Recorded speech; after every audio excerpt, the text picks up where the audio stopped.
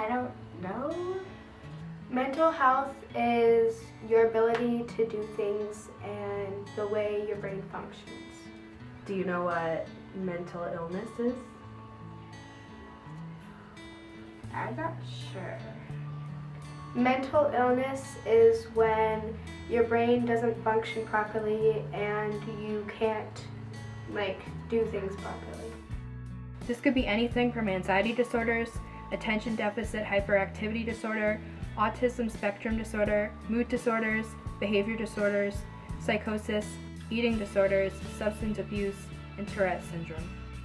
No, they're not contagious, and even though you may not see them, doesn't mean they aren't there.